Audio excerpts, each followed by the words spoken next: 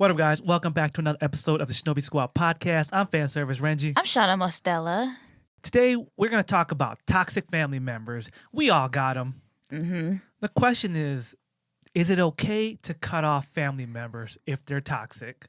So let's get right into it. As some of y'all know, we have moved back to the Midwest, meaning we are real close to our family members once again. Mm-hmm.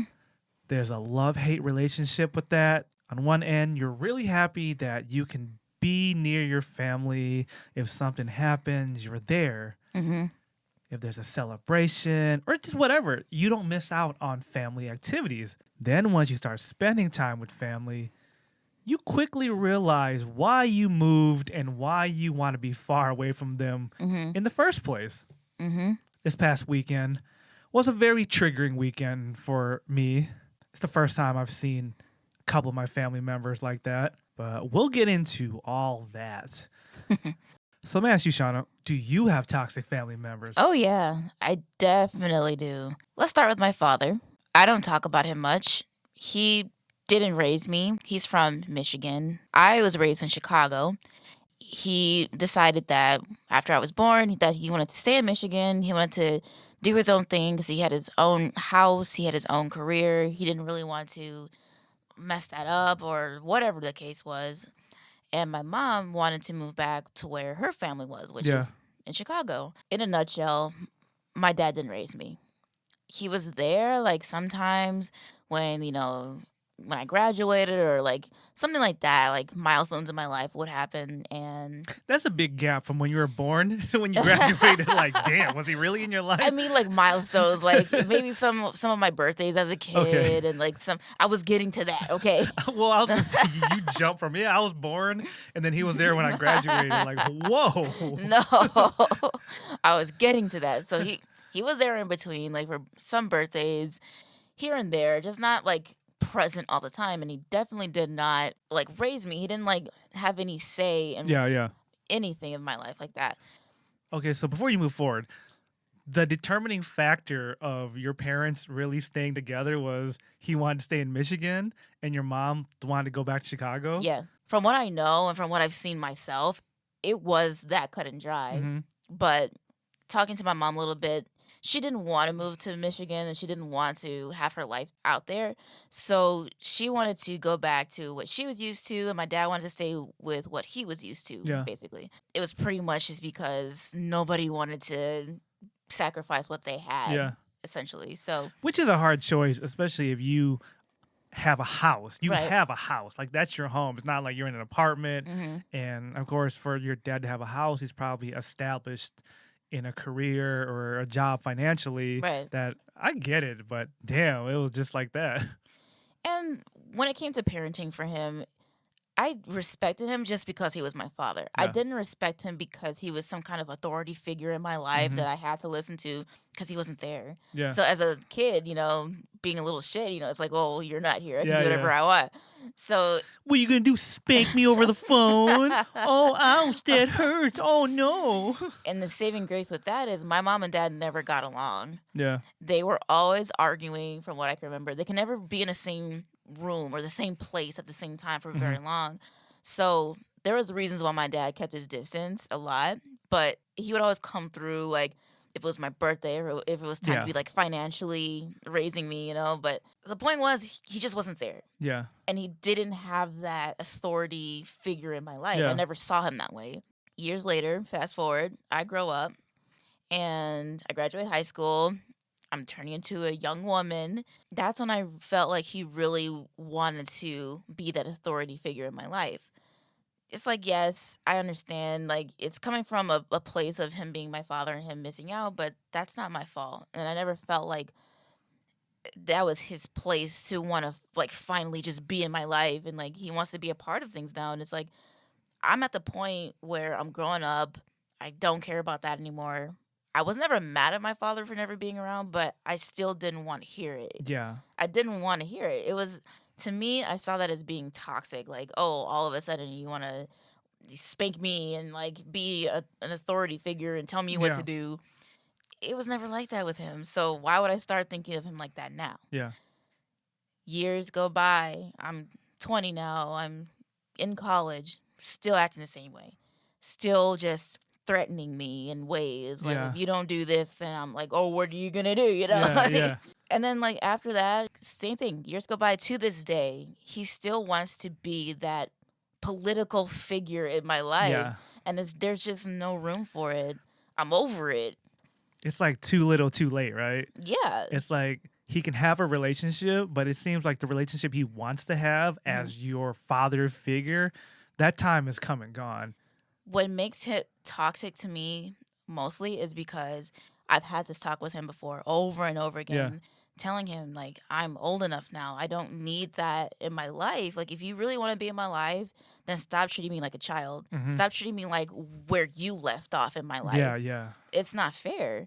And I told him that over and over again. Some people don't know how to communicate with their parents. But me, I've always been cut and dry myself. Yeah. I'm either yes or no. I'm either in or out. I'm never like teetering in the middle or nothing like that, because when things bother me, I don't like to associate myself with that. Kept having this talk with him over and over again. I finally go over there to his house to spend some time with him to give him one last chance. Yeah. This was like the worst argument that we've ever had. This was like the worst experience I've ever had with my father. He yelled at me like at the top of his lungs, trying to get my attention. He told me to come like downstairs where he was, and I'm like, okay, I'm coming. Wait a minute, like just give me a minute. I was playing Destiny at the time, and like you know, Destiny, you can't pause the game. Yeah. So like I was over there. I had my PlayStation there to keep me company, because out in Michigan there's like nothing to do, or where he lives there's nothing to do. Yeah. So I'm just like, you know, minding my own business, and he wanted me to come downstairs, and then he's just like reprimanding me and berating me, like, if you don't come downstairs right now. And that was just his moment to show out and be the authority figure that he's always wanted to be. So I get down there, I'm like, I told you I was coming. Why are you yelling at me? Yeah. Why are you talking to me like that? All he wanted me to do, and I'm explaining this story because of how stupid and minuscule this whole thing with my father is. He wanted me to get my brush off of his leather couch that he had in the basement. Wow. That was it.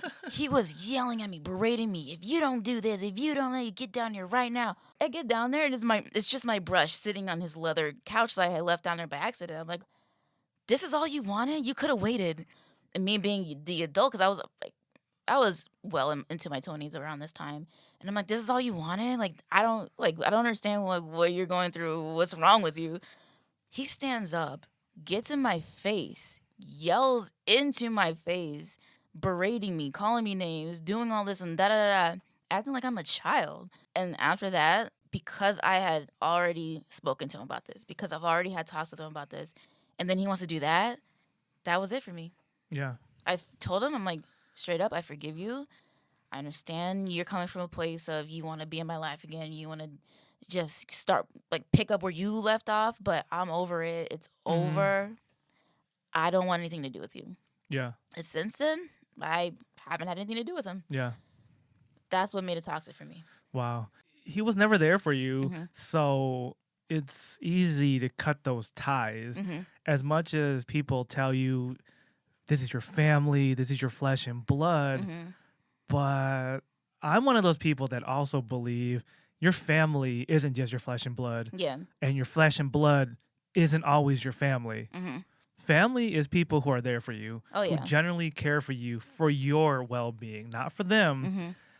And I've been here with you and your dad's saga, and there's been times where I've tried to coerce you into building a relationship, but over the years, that's come and gone. It's like, it's like arching down. Right. It's like, nah, maybe you shouldn't. You shouldn't have to feel that way. Pressured into being in someone's life when you really don't want them or don't need them in your life. Yeah, especially when, in your case, he's not respecting you. Right. He's trying to make you something that you're not. For whatever reason, he just feels he needs to insert himself. Right.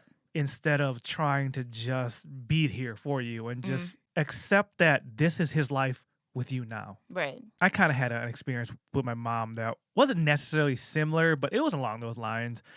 After my parents got divorced, I lived with my dad for a couple years. after my dad passed away, I was forced to live with my mom. Mm-hmm.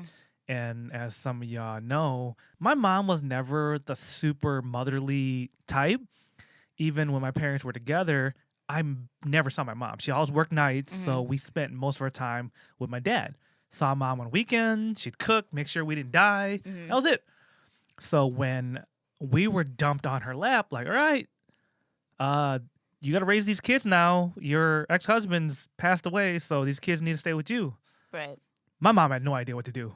But what I respected about her is she was honest with herself, honest with us. She was like, look, you guys are older. I haven't raised you most of your life. I've been here for you, but I don't feel right trying to control your life and mold you. You're of that age where you're going to determine who you are.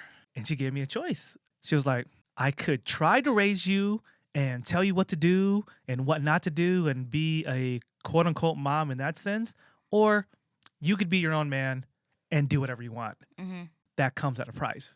If you mess up, you get locked up, you get in trouble, don't call me. I'm not going to come help you. I'm not going to bail you out. Your two older brothers, they left home as soon as they could. At age 16, during that time for them, it was the legal age to drop out of high school.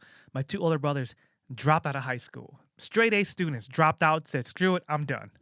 Parents let them be. That's a choice you made for yourself. You deal with it. My mom gave me the same choice. You're going into high school now. It's up to you to decide your own path. If you want me to guide you, I will. If you get in trouble, I'll come help you. But if you choose to be your own man and raise yourself, do whatever you want, but you're on your own. But as a kid, I respected that. My mom was honest about her ability to raise us because she didn't know us like that. She didn't know anything about us. So in your case, I would be frustrated too. Oh, yeah. This stranger coming in your life trying to tell you what to do. Yeah, that's your father, but let's be honest, he's still a stranger to you. Yeah, and prior to that, I was always understanding of him. Like, there was no anger or angst with him not being in my life. I understood. Even at a young age, I understood. And honestly, because my mom was so strict with me, and I've told you guys this in previous podcasts, that my mom was very strict on me. Because she was so hard on me all the time, and my aunt and everyone else in my life, I was happy that my dad wasn't there to reprimand me and be a part of that. Whenever I talked to him, it was more like I felt safe and I felt open and talked to him because he wasn't expecting certain things of me over the phone. But when it came down to it, when he finally realized that he wasn't truly in my life, whatever triggered in his mind, whatever made him think that way and feel that he needed to be in my life in that way to just jump in there, like double dutch, It's like, no, you can't do that. Yeah.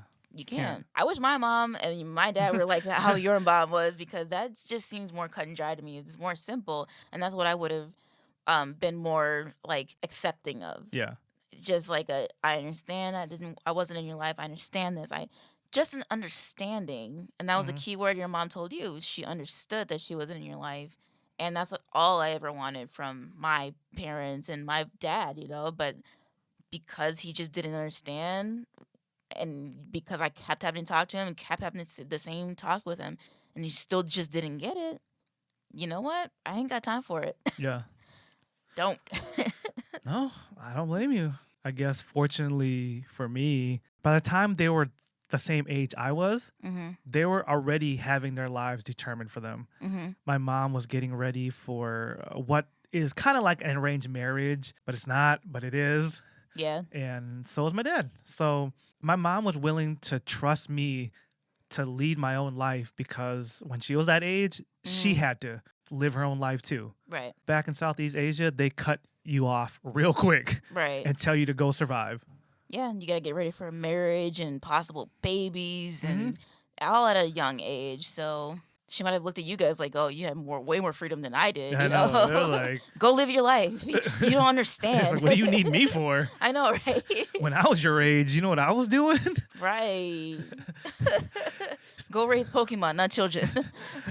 Yeah, it's like those old stories. Just like, when I was your age, I used to walk 16 miles in the snow. My mom was like, when I was your age, I used to walk 18 miles through the jungle, fight off elephants and tigers, had to climb up a tree so a wildebeest doesn't get me. She was probably happy for you guys to not have to live that life. Yeah. So And that's even better. That's even better that your mom didn't have that same expectation for you guys. Yeah, and she figured, hell, if I survive the jungles of Asia, these kids can survive here in America. I know, They're good. like, she was probably like, yeah, 5-year-olds in Laos had guns. You guys are okay out here. Yep, exactly. And some of them did. You would think because my family's from Southeast Asia, from the jungles, from the rough terrains, the villages, and the mountains and all that stuff, you would think the rest of the family would share the same thoughts my mom had. Mm-hmm. You would think my aunts and uncles would spread the same gospel to their children. Nope. I can't even say that my own siblings, my brothers, shared those same thoughts. Mm-hmm. For the longest time, some of my toxic family members were my immediate siblings and their spouses. For those that don't know, I am one of 4 boys in the family. My dad was there, but he was just old school. Whoop your ass if you don't do what he says. Right. So there's that. 4 boys. We share a few similarities, but we're all different. Mm-hmm. Would you agree? Oh, yeah. You've met all my brothers. Oh, yeah. Each of you are like your own different Pokemon. Like you all have your own personalities, your own powers, your own like things that you do. Yeah. We all have one outstanding trait at the very least, and one thing that defines us. Fortunately and unfortunately, what defines me was I was the weird nerdy brother. Mm-hmm. I was always the one that was made fun of. Mm-hmm. I was the smartest of all of them. I'm going to put that out there. I got the best grades out of all of them. And you stayed in school. And I got scholarships. So there's that. Well, to be fair, my older brothers did get straight A's and they dropped out. But we'll never know what their story is going to be because they dropped out before they had a chance to get scholarships. But I stayed in school and got scholarships. Mm-hmm. But anyways, I was always looked at as the weird one. Mm-hmm. Even though some of my brothers... they're the ones that introduced me to like video games, for example, right? Mm-hmm. They bought every console that came out. But after that, they got too cool for school and they started having babies with girls. So they didn't need video games anymore. Or they would introduce me to like comic characters. Mm-hmm. I didn't know a lot about video games or comics or drawing. Mm-hmm.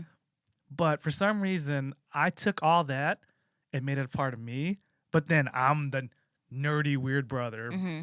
Growing up, that's all I was ever referred to. Mm-hmm. That's the weird brother, because my oldest brother was the gangster brother. Mm-hmm. He's just scary to look at.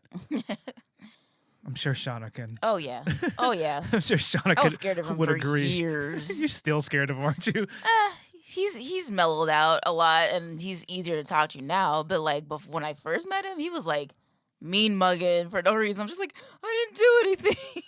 But if you look at him, he's scary. Oh yeah. You look at him from afar up close, he's but scary. You still better not cross him in a bad way. You still better just keep your P's and Q's. Oh yeah. He'll have a beer with you, but then you say the wrong thing, he'll break that bottle over your face and stab you in the neck with that same bottle. Real quick. Yeah. And then have another beer while you bleed out. That's him. My other brother, the second oldest, he used to be the quiet one. Mm-hmm. Everyone just knowing him as the shy, quiet one. We're still trying to figure out if he's actually of our bloodline because he looks like he's a K-pop boy.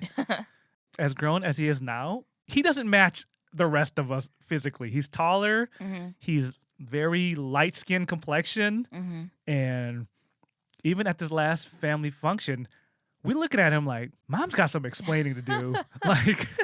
Because in my opinion, he doesn't really look like your mom or your dad. Exactly. So I'm just like, whose son are you? Where did you come from? Like, what jungle baby swap did Mom go to where she traded you for someone else? And he's the only one still with hair, a full head of hair. Yeah. So. Yeah, he has a full head of hair, and we just don't get it. It's like, yeah, if I stopped shaving my head, I would have like thin hair growing out. Mm-hmm. But the second brother, he got a full head of hair. Right. And again, Mom's got some explaining to do. He's a whoopsie baby. Yeah, he's a whoopsie. Or something happened in the jungle and these babies got swapped or something. But keep quiet. I know. So that's that brother. But anyways, anytime all 4 of us were together, That's what my label was. I'd be at like Lao or Thai New Year, and my mom would be introducing her kids. Oh, yeah, that's my oldest. Oh, yeah, that's my nerdy son. He's the weird one. Oh, my God. It seemed innocent. And it's like, all right, cool, whatever. I don't mind being called weird or nerdy. But it's when I started getting older, that's when the toxicity started sinking in. Yes, I got into cosplay, and that was pretty weird and nerdy back in 2007 because it wasn't as popular as it was. I would get it if my cousins who don't see me on a regular basis or don't know anything about me anymore, I get them saying, oh my God, like, why do you dress up? Like, I don't get it. But my siblings who have seen me grow up are still looking at me like, why are you and your friends such losers? Like, why do you guys dress up on the weekends? I'm like, bro, you've seen me grow up. You know the things I'm into. Why is this such a surprise? And my older brother, the one that will break a bottle over your head, he's super supportive of everything I've done. He's never judged me. He's never made fun of me. And he's always rooting for me. So I love him. No shade towards him. But my other two brothers just will not let it go. Right. They just want to be that high school bully. And they're just like, you and your friends are losers. And there's been times I've had to check them. Like, oh, me and my friend are losers. When's the last time you've traveled out of state? And when's the last time you've gone somewhere on vacation and made hundreds of friends? Oh, that's right. You still have the same friends from high school because you've never left this shitty town that you were raised in. Right. But then they're like, yeah, but I'm not wearing costumes on the weekend. It's always something. Yeah. It's always like, oh yeah, you've traveled the world, but you're still a loser. You're still dressing up. You're still a nerd. Like, okay, but it's because of those things is why I can travel and because I do these things that you don't do. Yeah. And if that wasn't enough, right? I'm like, I have friends all over this country, like friends, where if I see them at a convention, it's all love. You can't even travel across town and say that. You can count your homies on your fingers. Exactly. But I have a network of people, friends, associates, still not enough to get respect from them. Then when cosplay became professional for me, it still wasn't enough. Now I'm throwing parties. I'm guesting at cons. I'm making money off my passion. Still not enough.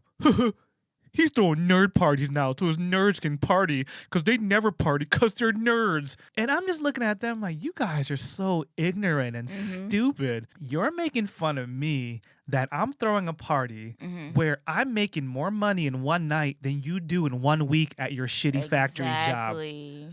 Yes, I threw a nerd party. What did you do? You and your friends and your baby mamas had a Sunday football party where all the wives and baby mamas pretended they liked football and put on jerseys just to make their husbands happy. Or shared a beer and complain about their kids. Yep. And the baby mamas. Yeah, let's get into that. I've been invited to some of those functions where the men watch sports and the women sit in the corner and complain about their husbands and kids. Oh, that sounds so much more fun than what I did last weekend. Exactly. You spent money to have your wives complain while I made money. But no, that still wasn't enough. Still nerdy Renji, the nerdy brother. And I would get if they were just joking about that, but they're just so serious. Or they'd be brought up too much or a lot, where it's just like, okay, I get it. I'm the nerdy one. Look at me. Like, well, it's just one of those things. And they're so serious about it. It doesn't matter what I've accomplished in this cosplay nerd realm or what. They just can't look past the little kid me. Yeah. And they just refuse to give me any credit. Oh, it got worse when you moved out to California. Oh, now you're a Hollywood nerd and Hollywood and Hollywood that. I was just about to get into that too. When I did a going away party, my mom wanted me to come back home and, do an event with the family so the family can say farewell, you know. My mom was trying to put this together for a celebration. She's like, look, my son's moving out to California. He's doing this on his own. He worked hard. He's earned it. And at this party, I've, of course, invited some of my cosplay friends from different states because they wanted to see me before I left. People were traveling from 2-3 hours away to come hang out with me before I left. I'm having a good time, but yet my older K-pop looking brother and his wife all they could do was sit there and judge my friends. They were talking about just like cosplay and cons. And of course, they're using con lingo. And if you're not in that world, you don't know what we're talking about. I look over at my sister-in-law and she's just like, look at Renji's friends. Beep, bop, boop, bloop, bloop, bleep, beep, beep. They're talking their own little nerd language. And I was like, bitch, you have the nerve to diss my friends right in front of me. And I was like, oh, hell no. And then I just had to turn to her and be like, yeah, we do speak a certain language that you normies don't know about. But these same people, this is why I'm going to LA. In just this last year alone, from all the events I threw and the money I made in just cosplay, I'm able to pack up and leave. So make fun of us all you want, but these people are my support group and they're making this possible. That's more than any of you can say. Right. I'm like, once this party's over, I'm packing up and I'm leaving while you're going back to your job that you hate. You can beep, bop, or bloop in the cubicle all you want. Exactly. Even at that moment, at that highlight of my life, they still couldn't be happy for me. Right. I just wanted to give you a little difference between my family and yours. Yes, my father was very toxic in a certain way, but my family also didn't really always agree with me going to conventions and doing cosplay and all that stuff because they never really understood me in general anyway. I had a few family members that were like all about it and like of course they cared, but I was always the weird one in my family as well. I always compare myself to Eric and Justin, my two cousins that I always talk fondly about. We're cousins, but I saw us all as siblings. And, you know, Eric was the grown man like, at a young age, you know, and pretty athletic and was into sports and stuff like that. Justin was kind of on the same page as me, but then at some point he grew up and just became more like Eric. But I was always, no matter what, was labeled the weird one because of my artistic ways and when I grew up, I loved cosplay and stuff like that. But the difference between my family and yours is eventually my family came around. Yeah. Eventually my family stopped all the mocking and stopped all the whatever because, yeah, it could be just a joke. Like they're just joking around, like trying to relate to you in the way that they can relate to you or whatever way that they can understand you. But at some point it does get old, and at some point you do have to stop and think about it yourself. Like, is this necessary? Am I making this person feel good about themselves? If that person's not laughing along with you, like whatever, you know, of course, in the back of their minds, like, and I'm sure in the back of your mind, you're like, okay, stop the shit. You know, there's no need for that. But my family had no in between. Like, it was either they didn't like it or they liked it or supportive of me. Yeah. It wasn't until like 4 years ago, I want to say, that they really came around and really told me that they were proud of me and was really supportive of me and who I was as a person. And that's the difference. It's like they could let it go. They only saw me that way because they were worried about me. Like maybe I'm not doing enough in like the real world or whatever. But once they started to understand that this is my real world, then they let go of all of their joking around and being passive aggressive about my lifestyle and stuff like that. And they just supported me, and that was it. I never heard anything, no mocking ever again after that. But it took a long time to get to that point. Yeah. But it just seems like your family is just still stuck on, I'm going to make fun of this guy because that's all I can do because I don't understand this world. Yeah. If all at the end of the day, like, you don't have to understand what we do, but just be supportive in any way that you can be. Don't be conniving and just weird about shit. Like, that stuff gets old real quick. All you have to do is be there for us. That's all we ask. That's all I've ever asked of my family. And that's all I ever asked of your family, because I do see that a lot. And it's, to me, I'm just like, I'm the new person looking from the outside in. Like, wow, that's just wrong. And it is toxic. And it got on my nerves, too, hearing that and seeing them treat you that way. And at some point, just, you got to let it go. And you got to support your family members with whatever they're doing. Because I'm sure a lot of your family members are doing things that we don't support. But, hey, we're always showing up to family events. We're always supporting their children and what they do. And, you know, it's never a big deal to us. It's like you can go to your little college parties and your this, that, and parties. And, you know, like stuff you do for yourselves and for your kids and stuff like that. We still support that, no matter how stupid we might think it is. Yeah. For me, I don't even care if they support me. Just shut the hell up. If you don't agree or like what I do, you ain't got to tell me about it.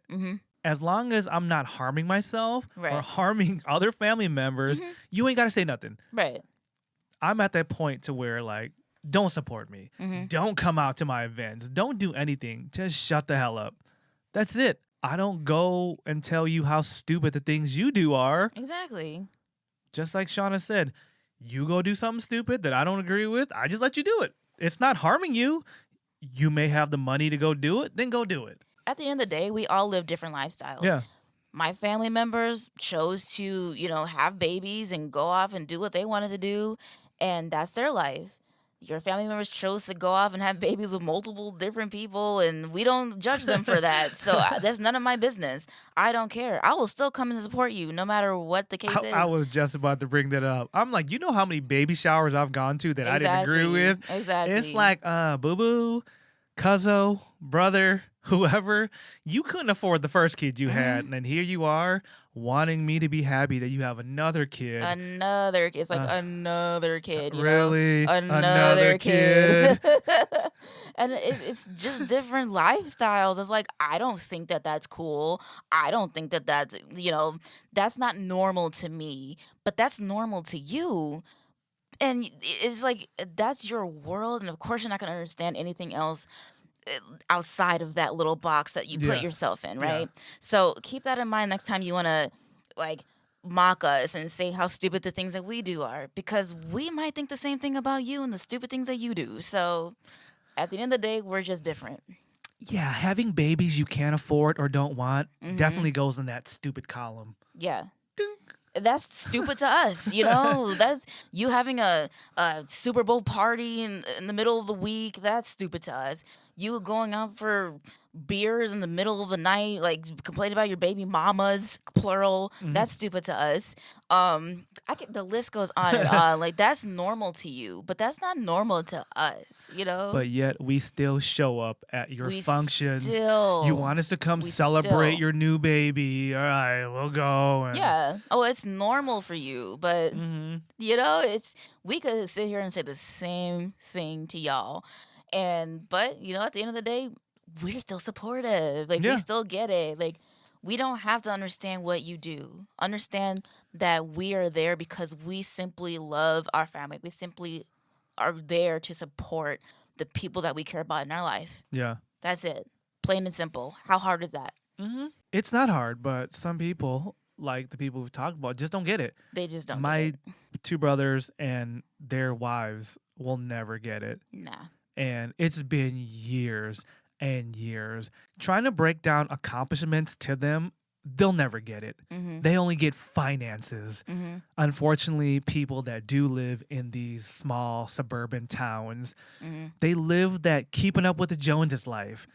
They only do things to impress their neighbors. When it comes to these kind of people, they only understand finances. So my sister-in-law, for example, she likes to dangle the fact that they have a house.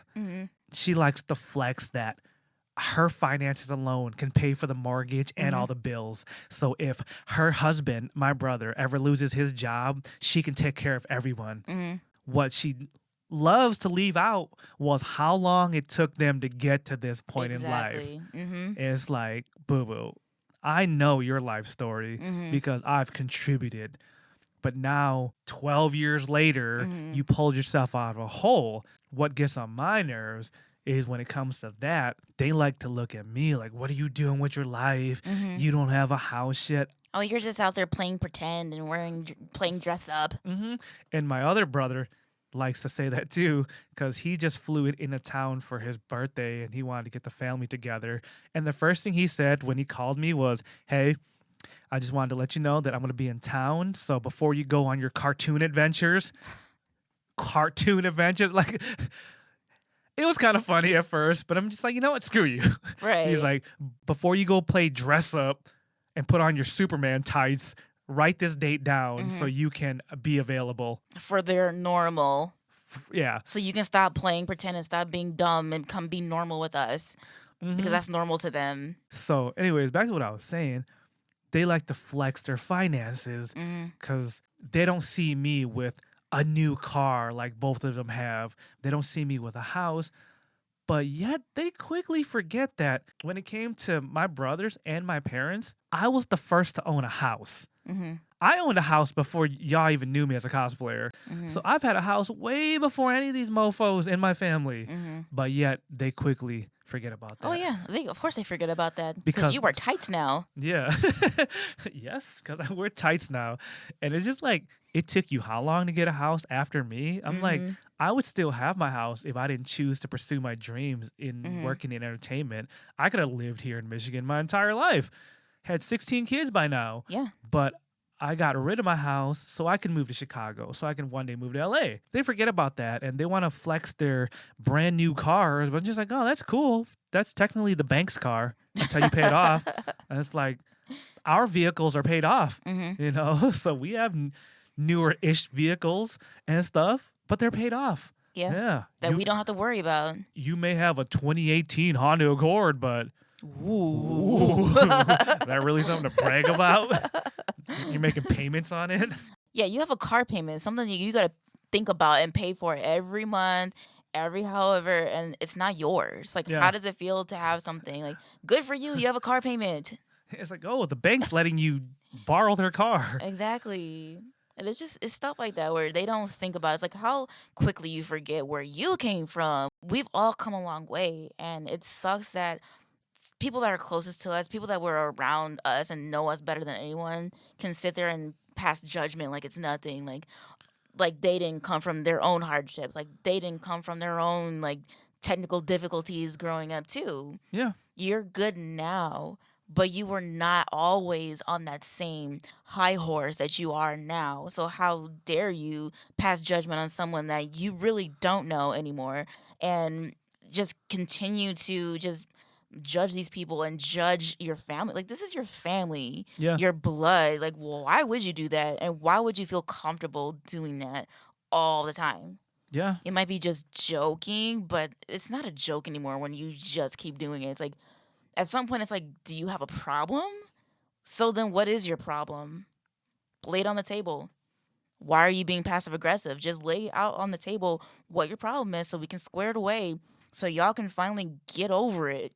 You know, so it's just one of those things that just irks me so much because my family used to do that too.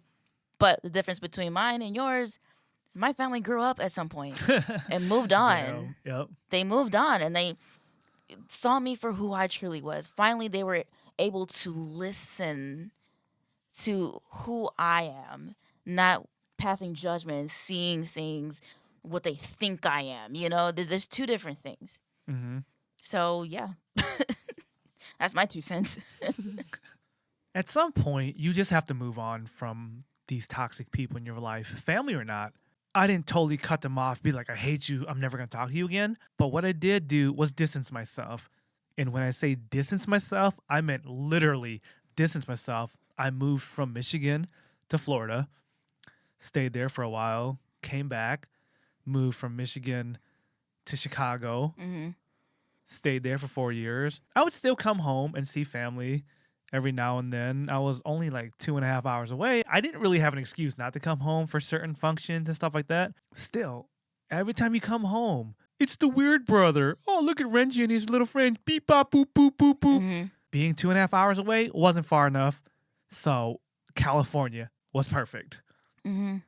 All the excuses not to come back home. Sorry, I don't want to get on a plane and come back to the Midwest. I can't afford it. I'm working. I'm busy. Also, I was so far away from anybody. They didn't know what I was doing. They didn't know if I was really busy. They didn't know if I was broke or if I had money to fly back home. None of them knew what I was doing. And it was perfect. That's how I cut off my toxic family members. I just physically distanced myself so far, barely kept in touch with them because I needed my peace of mind too. After years of that shit, I don't want to hate my family. This is how I was able to still have love for my family, but yet still keep my distance from my own mental health. Right. Nobody likes to be made fun of for years from their flesh and blood, you know? As I said earlier, none of my accomplishments matter because there was no physical item behind it. A nice car, jewelry, a house. Right. I didn't want to play that game with them. I knew what I wanted to spend my money on. I enjoy experiences and traveling. You would think that would have shut them up, right? we moved to one of the most expensive parts of this country. We moved to Southern California, living right in downtown LA. We paid the most that these people have ever paid in their whole lives for a living situation, and it still wasn't enough. Yeah. Our rent cost more than my brother's mortgage and his car payment, and yet we still didn't get any credit. You guys live in an apartment. Yeah, but my apartment costs more than everything you own. And we can live in an apartment because we don't have a million kids. So that's another thing. Then, while living in one of the most expensive cities in America, we traveled internationally. We went to London, Paris, Tokyo, Thailand, Osaka, Thailand, Bangkok, Phuket, Chiang Mai. We didn't just go to one city in the country. We went to multiple cities that were hours apart. Like in Thailand, we had to get on a plane to go from Bangkok to Chiang Mai to Phuket. And people are just like, there's more than one place in Thailand other than Bangkok? Yes. Just like in America, there's New York, there's LA, there's all these other cities, there's Chicago. On top of paying what we were paying for our living accommodations. And you would think you would get a little bit of respect for that. I've done something no one else in my family has. I've traveled internationally. I'm not talking about just driving to Canada from Michigan or driving to Mexico from California. It's like we've been across the world. Even just having a passport is a lot for some of these people. And I'm just like, so I don't get anything. Like, okay, crickets, like, you know? Yeah. And that same sister-in-law and brother are just like, we went to Florida this year. Good for you. Good for you. I moved to Florida and lived there for 2 years. Like, I'm not proud of you. Right. It's just, again, it's just an irking thing for me where I'm just like, so nothing? I don't get nothing? Yeah. Like, I'm not expecting, like, okay, you're going to give me $1 million and shake my hand and, you know, like this, I won the sweepstakes or anything like that. But at least lay off the mocking. It's like, okay, we're nerdy people, but yet we still go out and do these things. Yeah. We have passports. We can leave the country whenever we want to. Whenever. And it's still like, oh, but you're still a nerd. So boo-hoo. Like, and they just couldn't get past that. Even though we were doing beyond nerdy things, we're doing things that they only dreamed of. Right. We lived in a place that they would love to vacation for 6.5 years. Oh, and funny thing about that is after we moved to LA, they wanted to come visit and come vacation in LA. They wanted us to show them around because they didn't know where to go. They wanted to stay at our place so they can save $200 a night at a hotel. Oh, but you still wear tights, though. It doesn't matter. Yeah. All of a sudden, they need us because we live where they want a vacation. But still, no respect. No respect for what we've accomplished, that we've lived a steady, comfortable life in LA, and they didn't want to give us any credit for that. But when they needed us, when they needed someone to show them around LA... Oh, yeah. All of the mocking stopped suddenly, all of a sudden. It stopped for a second until they saw the apartment. They're like, oh, look at wigs. Look at this big sword. And the mocking came right back. I'm like, y'all got some damn nerve. I'm not a fancy car guy. I'm kind of over cars because when I was younger, I used to be one of these Fast and Furious kids and just threw my money away at cars and rims and mufflers that make your car sound like it's farting. But I got over that shit because cars aren't shit. I'm thinking finally, because we're traveling, maybe they will give us the credit financially, right? Saying, okay, they can afford to travel, so they can't be doing that horrible. Nope. Still no respect whatsoever. I don't expect people to be jealous and be like, oh, well, must be nice to go to London. But because they kept judging us on finances, you would think they would look at how much a trip like this would cost them and they would shut the hell up. But no, never got any compliments or never got anything at all. Like, they didn't even comment on our post like, oh, that's awesome, good for you guys. Didn't say shit. And I'm just like, okay, so now y'all just going from toxic to being haters because when one sibling goes to Vegas for the weekend, y'all all up in the comments like, oh my God, you're having so much fun in Vegas. Ooh. Like, I used to live a few hours away from Vegas. Yeah, you can just jump in a car and drive to Vegas. I think it was like a 5-hour drive. No big deal. But yet, when my other brother, who lived in Northern California, got on a plane for an hour and flew to Vegas, everyone's like, "Oh, Vegas! Oh my God, I'm so jealous!" While we're in Thailand feeding elephants, live freaking elephants, not just one behind a cage. I'm talking about free roaming elephants. We went to an elephant sanctuary. Oh my God, was that a journey? That was so fun. They're giving us the speech. All right, guys, we're going to have you feed the elephants. And next thing you know, like 6 elephants just come storming in. And they're like, okay, here's how you feed them. And we're like, are we safe? Like, there's no like handlers. These elephants aren't tied up. There's nothing. They're just there. They were so awesome. And I can't wait to post those pictures again for Throwback Thursday. But like, it was amazing. Do you remember that one elephant that went back and just grabbed his own food and came rushing? They had it set up to where somebody would bring in the food from wherever they had the food stored, and then they had it on the back of a pickup truck or something, and they had it parked off in the distance, somewhere far. So then, as us tourists are feeding the other elephants, one of the elephants was like, "Oh shit, there's food over there," and he like goes run over to the truck and like brings like a whole bushel of bananas to himself. I'm like, did he just look over there and see a car full of food and bring it over for himself and for nobody else? He's just like, gulp. That was so funny. These animals are so smart. Yeah. And it was great to be a part of that. We post that stuff on Instagram and Facebook, but were these people happy for us? No. Crickets. Oh, but when so-and-so goes to Vegas and you're like, oh my God, it's Vegas. We can do that any weekend we want, you know? We can go there anytime we want. I'll even dumb it down even more. When so-and-so goes to a casino 45 minutes away from their hometown, everyone's all excited for them. Oh my God, you're at the casino? But for some reason, when it came to us, they didn't want to acknowledge our accomplishments. Then you kind of have to wonder, like, what is going on or what are they thinking, you know?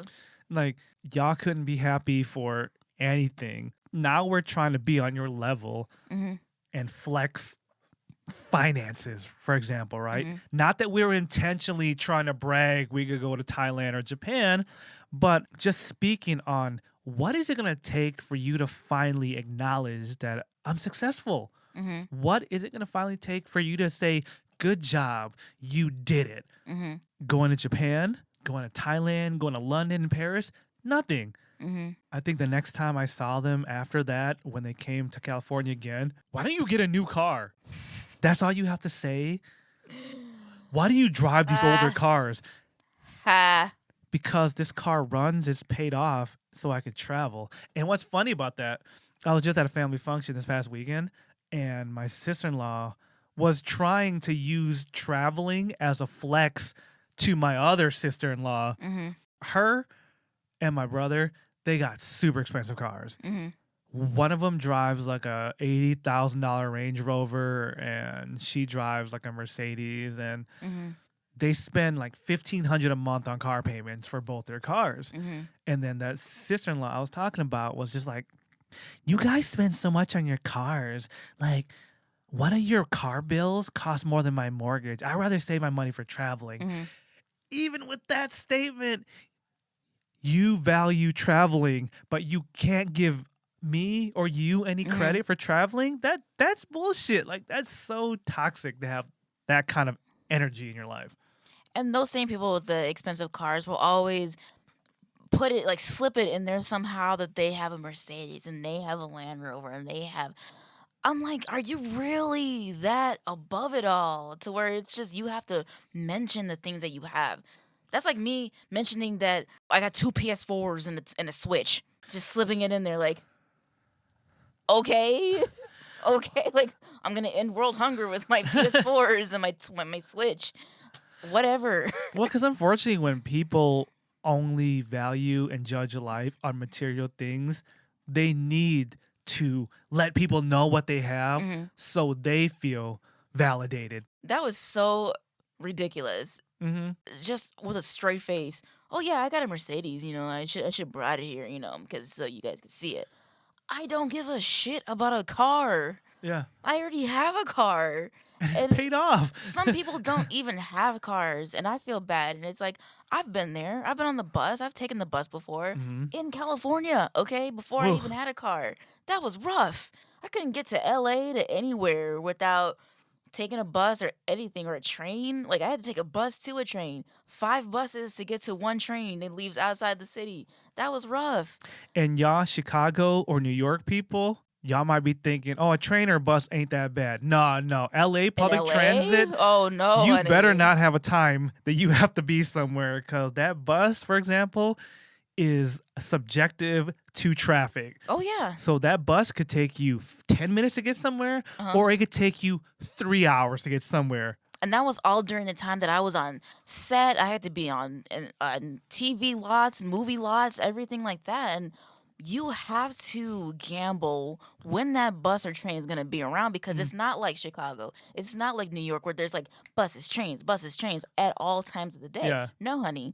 You got to wait for that shit. You got to like schedule that shit out. Like, you have to have a planner. You got to have a calendar and put a star next to each day and time, like when the thing is going to come, because you never know. And what Renji just said, like, there's going to be traffic. LA traffic is no joke. It is not Chicago. It is not New York. It is worse than both of them combined. Yeah. And you never know. So I have respect for having a car. I know the value of having a car, because that shit was hard, okay? So you over here flying with your Mercedes and your Land Rover, like, that's cute, boo-boo, but do you know the struggle of not having a car? I don't think so. Okay. Oh my God. Yeah. The frustration of it. Yeah, seriously. But what's funny about that situation, you guys spend $1,500 a month on car payments, but you still live in an apartment. Way to live hood rich, have nice cars, but you live in an apartment. So Exactly. Exactly. It grinds my gears, because going back to what I just said, we did all of that. Both of us were both on set, and we still did it. Yeah. At the end of the day, we still accomplished what we needed to accomplish. And I was still on TV, still in movies, still in everything, and crickets. Yeah. We didn't even get into that kind of stuff. But yeah, we were able to move across country from Chicago to LA with one poor dying car. But because I did spend time in my life being fast and furious, I kind of knew how to fix the car enough to keep it going. And that poor Honda CRV, bless For you. our little one. Bless you, Honda CRV. You took us through a lot of hard times. It got us to California from the Midwest. Yeah, we had it for a couple years in Chicago, and it drove us to LA, and we had it for a couple years in LA, and it finally just died. So we definitely had to start over and rebuild. But we were able to both leave LA with cars of our own, newer cars than what we went out there with. I'm not talking about I picked up a 1986 Honda Civic or anything. But you wanted to. But I'll drive an 86, 89 Honda Civic till the cows come home, if people even still say that. But no, we were able to just go there, start over, lose everything. We lost that car and have to rely on public transit. But to be able to recover and both have a car of our own and bring both cars back, like, that's an accomplishment. We still did that shit. We still did that shit. We put our foot in that shit. But no, I'm a nerd, so I can't have any accomplishments in my life because I'm stupid and I'm a nerd. Yeah, and that's all some of these family members took into consideration. They're like, well, you had to leave LA because you failed, because you're too busy having cartoon adventures. It's like, no. If y'all only knew that the nerd community, the cosplayers, my friends and my family in this cosplay world that I've met, y'all stepped up and y'all donated money for us to move back. And I'm just like, if y'all only knew how much money people were willing to donate for us to be able to make it back home safely, it's like, y'all don't even know what this feels like. These people care about us. And them, to me, are more family than a lot of these toxic family members are. Exactly. And that's saying a lot. You don't have to be blood related to be family. Mm-hmm. You just have to support that person and to be there when times get rough. Exactly. I'm not surprised that my brothers and their wives did not want to contribute to us coming back. Oh, because we're nerds and we're failures, and that's why we had to come back in the first place with our tail between our legs. Mm-hmm. For those family members, I feel sorry for them because that's how they feel and that's how they will always feel. Mm-hmm. And there's nothing you can really do about it. Nope. Honestly, all you have to do is just live your life and be who you are, because you can never lose yourself just to make these people happy, because they'll never be happy for you. And I feel the same way with some certain family members in my family, and they're out of sight, out of mind with me. If that's the way that they want to be still to this day, then cut them loose. Yep. That doesn't mean I don't care about them. That doesn't mean I don't love them. Or if they need help, I won't be there for them. It just means that it's none of my concern anymore. Like, they want to be the way that they want to be, then they can stay where they are, and that's it. You don't have to see me. I don't have to see you. Wash my hands, walk away. That's it. With all that said, you can best believe that the decision to come back to the Midwest was a very hard one. Mm-hmm. You think about the benefits, like being close to your family, but then you also think about all the toxic shit that came with that. Oh, yeah. I want to reiterate one more time. It's not like I hate my family. I get that they're judgmental. That's their life, and they only know this world. They haven't expanded their minds like we have and have seen the world. So I forgive them for that. It doesn't mean it feels any better that they're making fun of you for your life's passions and the things you've worked so hard for. Doesn't mean you're going to be that much more eager to be around them. Yeah, exactly. And before I move forward, there were some family members that did step up and donate to our moving funds. These are family members that I never talked to. Mm-hmm. These are my family from Seattle on my dad's side of the family. Mm-hmm. I didn't even know that they followed me on social media like that. They all hit me up and were like, hey, we saw that you need help moving back to the Midwest. They're like, I got you, cousin. I know we're not close and we haven't spoken for years, but here's $100. Mm-hmm. Another cousin said the same thing. I saw you need help. Here's $100. Another cousin, yo, I got you. I'm so sorry you're going through this. Here's $100. These are from cousins I never talked to, ever. Mm-hmm. And somehow they paid attention to me on social media and noticed I needed help. We bring it back to my immediate family, the ones that I live next to now, crickets. Mm-hmm. Brothers, sister-in-laws, cousins around the local area. No one even said shit. Mm-hmm. And of course, it makes you not feel good to come back to that. Fast forward to present day, we were at a family get-together because my youngest brother was in town and he wanted the family to be together. We did our best to social distance for the COVID stuff and everyone sanitized and whatnot. That same negative energy was still there. Mm-hmm. Would you agree, Shana? Oh, yeah.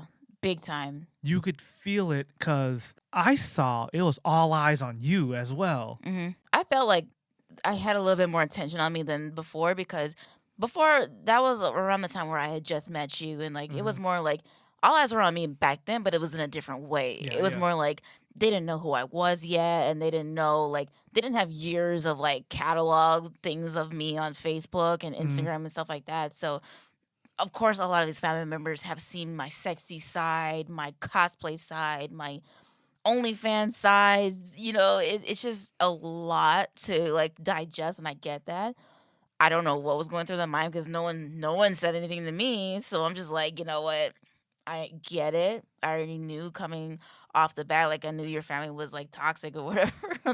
Or I wouldn't say toxic. I would just say judgmental. I knew that they were judgmental, and I wasn't trying to point fingers or like even like cast judgment upon them for thinking a certain way about me. But it's just one of those things, like I put myself out there. I'm not afraid of who I am. I'm not afraid to put myself out there. So of course, all eyes are going to be on me at some point. It's going to be like, I can't hide everything from you. So I already knew going into it, like there's going to be some kind of like side eye. Like, yeah, especially being in a small suburban town. It's like, who's the new girl? And that was the exact energy that people had on Shana. Who's the new girl? Even though I was the same girl when I first met you, but of course my hair's a different color. I'm wearing like awesome, like different clothes, like something like this, and like my jewelry's different, and they're not used to all that wacky stuff, like wacky children stuff, you know. Like But that's just who I am. I've never been afraid to showcase who I am. Yeah. And I've never had a problem with people who have a problem with me showcasing who I am. Yeah. What I took from this past weekend's family function is just like some people aren't ever going to change. Mm-hmm. You just got to take it with a grain of salt and compartmentalize them in your life. Mm-hmm. And that's why I feel comfortable saying, yes, you can separate your ties with toxic family members. Mm-hmm. You can still love them, care for them if they're hurt or if they're dying, but you don't have to be their friend. Mm-hmm. You don't have to go to their birthday, but you don't have to be there for every event. If they have another baby and it's a baby shower, you ain't got to go. You don't have to do any of that shit. Mm-hmm. All you have to do is care if they're going to die. If you want me to be cut and dry about it, a difference between separating yourself from toxic family members and not caring is if they get hurt and there's something wrong. If you don't care, then yeah, that's kind of bad. Yeah. But you still can care, but you can keep your distance. Mm-hmm. And that's what I'm about to do this weekend. Just kind of refreshed a lot of things in my mind. It brought back all the insecurities and all the uncomfortableness I had about being around people from my hometown. The thing that was a saving grace for me within your family this past weekend was being around your mom. Your mom is, to me, like, she understands, and she's always been the understanding one. She's never been, from my perspective, has never been the one that's like been casting judgment on anyone. Like, she'll like take whoever in and just like bless them with her like grace and whatever. With me, yeah, I look different, and yeah, she didn't say anything about it, but when I was contributing to, like, I guess the culture, your culture and everything, and I was, like when in Rome kind of thing. Like, I would do the things that they would do, and I would enjoy the food that were different from what I'm used to and stuff like that. And your mom really took notice to that. Yeah. And she really embraced me embracing her culture and your culture and everything like that. And that was the saving grace. Amongst all of the mocking, amongst all of the shit talking or whatever, your mom saw the things that I would go out of my way for, because obviously, like, I'm not of your culture. Yeah. I'm different. I'm the new person, so to speak. So she did catch that, and she did notice and appreciate that I was like really taking to everything going on within the culture. Yeah. Oh yeah, my mom definitely pulled me aside and was just like, "Oh, Shana knows." Yeah. Because in the Southeast Asian, like Thai, Lao culture, there's a certain traditional dance. For example, when a certain type of like country folk music comes on, people dance a certain way. And Shauna took time over the years to learn how to do this traditional Thai Laotian dance. And my mom noticed. She pulled me aside right away. She's like, oh, she knows how to do it. And my mom was impressed. Not only that Shauna knew how to do it, and that she wasn't afraid to do it, while my cousins and the same shit-talking sister-in-law was just over in the corner, not dancing with everyone else. It was Shauna, myself, my mom, my oldest brother, the cool brother, and his wife. We're all just in the living room having a nice traditional dance because the song came on. When a certain song comes on or certain genre of music in our culture comes on, it's traditional to get up because it's respectful. You're like celebrating your culture. And all of us got up. But the judgmental brothers and wives sat on their asses. Oh, yeah. That's why my mom was so appreciative that Shauna took time to learn. And Shauna was even like speaking the language and words she knew. She knew how to greet people and she knew the proper greetings. But yet my cousins and my siblings didn't give her any credit, but my mom did. So I'm glad my mom did that. I'm glad you noticed that too. Oh, yeah. I know my mom had moments where like, this daughter-in-law is the same culture as me. How does this bitch not know what to do when her parents are 100% jungle Asian, just like the rest of us? Right. Like, this girl is a pure blood and don't know how to do shit. Well, of course I noticed that because she was the only saving grace, like I said. She was the only one who took notice and wasn't judgmental and wasn't doing this. Like, your mom's hilarious and she'll crack jokes and whatever, but she's not of that caliber to where she's gonna like single you out and be like, oh, look at you, you're this, you're that, like you're different from me. Your mom knows I'm different. I'm black. I'm like the only black person in the room. Mm-hmm. Like, of course it's not going to be the same. Like, we're not the same.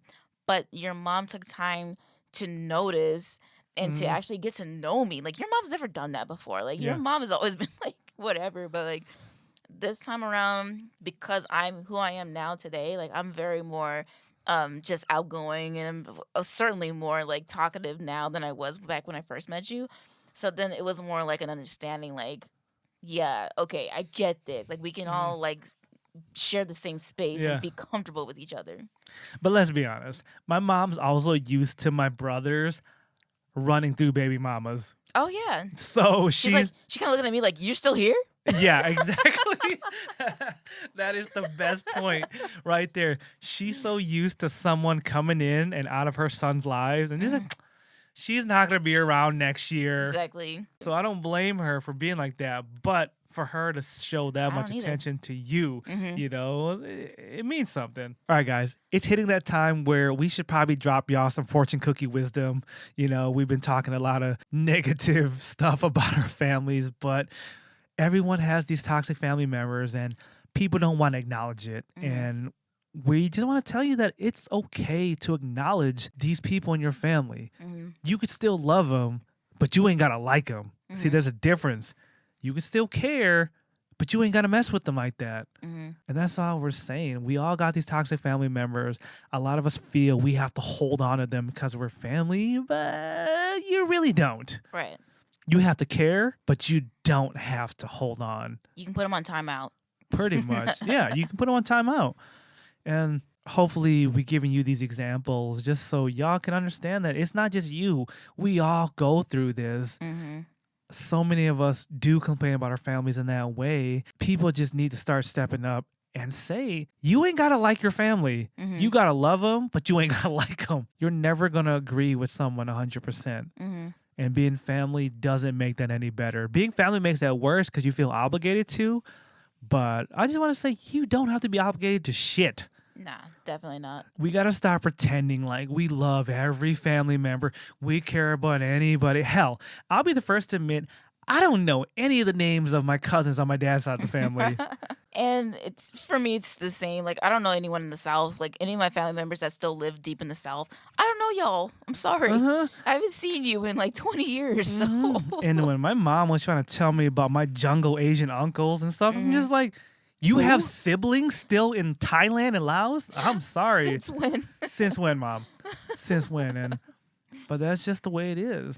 If these people in your life are making you feel a type of way and they're hindering your growth in life, then you got to cut them out. It doesn't have to be permanently, and that's what a lot of people mistake. They think that they got to just like cut someone off forever. No, you can reconnect with someone, and that's normal. I was able to reconnect with my mom and established a new relationship.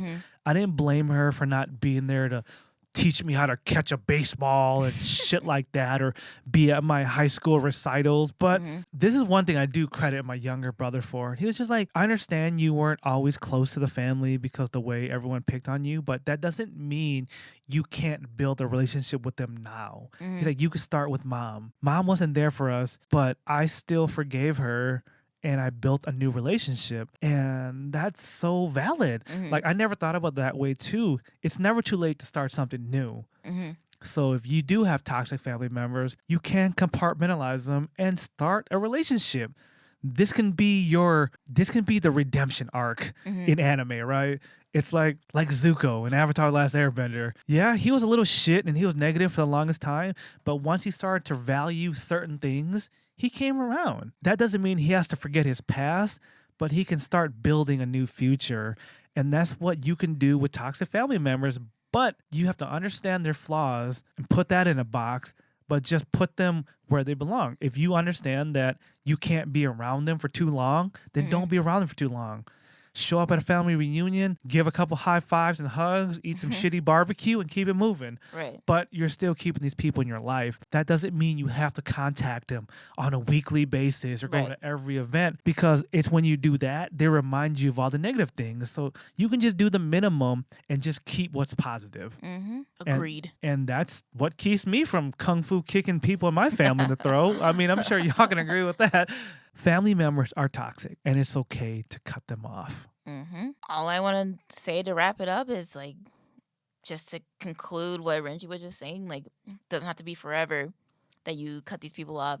Just take time out for yourself, because honestly, if someone's being toxic to you and it's affecting you in a way, like, of course you're going to want to take a time out for yourself and, like, get away from it, take a breather, and then just, if your family members like my dad who just doesn't get it, like, you have to tell them over and over again, at some point you got to just cut them off for a long time and then come back, revisit it, because there's nothing wrong with that. And then after they're done being the way they are, then that might be a better time for you to talk to them and give them some kind of insight as to why you, like, had to cut them off, because then maybe they'll be ready to hear you. That's actually better, in my opinion. It doesn't matter how long you take, you can always come back to it. That's perfectly fine.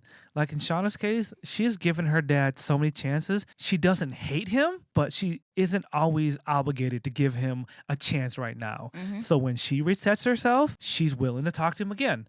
Hopefully he's learned, but if he hasn't, then it's okay.